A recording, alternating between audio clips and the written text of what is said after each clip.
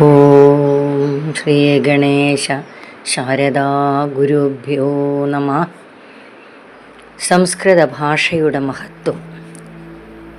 ഭാരതത്തിലെ ഏറ്റവും പ്രാചീനമായൊരു ഭാഷയാണ് സംസ്കൃതം.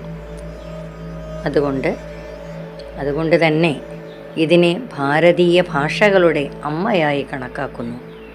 വളരെ സമൃദ്ധമായതും പരിഷ്കൃതവുമായ ഒരു ഭാഷയത്രേ സംസ്കൃതം. അതാണ് ഈ ഭാഷയെ സംസ്കരിക്കപ്പെട്ടത് എന്ന് പറയുന്നത്. ഇതിനെ ദേവഭാഷ എന്നാണ് പറയുക. ഭാരതത്തിൽ ഇപ്പോഴുള്ള മിക്കവാറും ഭാഷകൾ ക്രിസ്തുവിന് ശേഷം ഉണ്ടായതത്രേ. എന്നാൽ ഭാരതത്തിൽ മുഴുവൻ ഇതിനു വളരെ മുമ്പേ വ്യാപ്തമായ, അതായത് പ്രചരിതമായ ഒരു ഭാഷയാണ് സംസ്കൃതം. അതിപുരാതനമായ വേദം സംസ്കൃത ഭാഷയിലാണല്ലോ. വേദോപനിഷത്തുക്കൾ, ഇതിഹാസങ്ങൾ, പുരാണങ്ങൾ, ധർമ്മശാസ്ത്രം, ഗണിതം, ആയുർവേദം, സംഗീതം, അർത്ഥശാസ്ത്രം എന്നിവയെല്ലാം സംസ്കൃത ഭാഷയിലാണ്. സംസ്കൃത ഭാഷയുടെ കാവ്യസമ്പത്ത് പോലും അപൂർവവും അമൂല്യവുമാണ്. അറിവിൻ്റെ ഒരു ഭണ്ഡാരം തന്നെയാണ് സംസ്കൃതം. ഒരു ഭാഷയെക്കുറിച്ച് ഓർക്കുമ്പോൾ ആ ഭാഷയുമായി ബന്ധപ്പെട്ട പ്രദേശത്തെയും ജനങ്ങളെയും നാം ഓർക്കുന്നു. എന്നാൽ സംസ്കൃത ഭാഷയെ സ്മരിക്കുമ്പോൾ ഭാരതത്തെ മുഴുവനാണ് നാം സ്മരിക്കുക, ഒരു സംസ്ഥാനത്തെ മാത്രമല്ല. അതായത് സംസ്കൃതം ഭാരതത്തിൻ്റെ അഖണ്ഡതയെയാണ് ഓർമ്മിപ്പിക്കുന്നത്.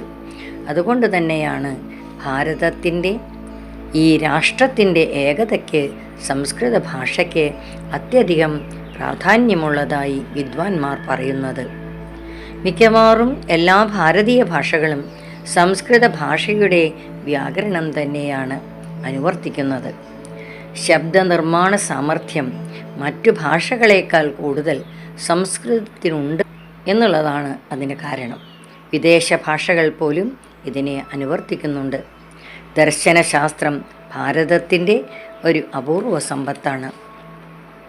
ശാസ്ത്ര സാഹിത്യ ഗ്രന്ഥങ്ങളും സംസ്കൃതത്തിൽ ധാരാളമുണ്ട്. ഭാരതത്തിൽ ഓരോ സംസ്ഥാനത്തിലും ഓരോ ഭാഷയ്ക്കാണ് പ്രാധാന്യം. അതിനാൽ അവിടവിടെ സംസ്കൃതത്തിന് പ്രചാരം കുറയുന്നതായി കാണാം. പഠന പദ്ധതിയുടെ വൈകല്യവും ഒരു കാരണമാകാം. ഇന്ന് ജനങ്ങളിൽ സംസ്കൃതത്തിനോടുള്ള താല്പര്യം അല്പം ഉറങ്ങിക്കിടക്കുകയാണ്. വേണ്ടത്ര പ്രചാരം കൊടുക്കുകയാണെങ്കിൽ സംസ്കൃത ഭാഷയ്ക്ക് അതിവേഗം അഭിവൃദ്ധി ഉണ്ടാകും. ഭാരതത്തിൻ്റെ സംസ്കാരം, അതിൻ്റെ ഉന്നതി സംസ്കൃതത്തെ ആശ്രയിച്ചാണ് സ്ഥിതി ചെയ്യുന്നത്. വേദഭാഷയായ സംസ്കൃതം ഉദ്ധരിച്ച് കൊണ്ടുവരേണ്ടത് ഓരോ ഭാരതീയൻ്റെയും കർത്തവ്യമാണ്. ഇത് നാം എപ്പോഴും സ്മരിക്കുകയും അതിനുവേണ്ടി പ്രവർത്തിക്കുകയും വേണം. നമസ്കാരം.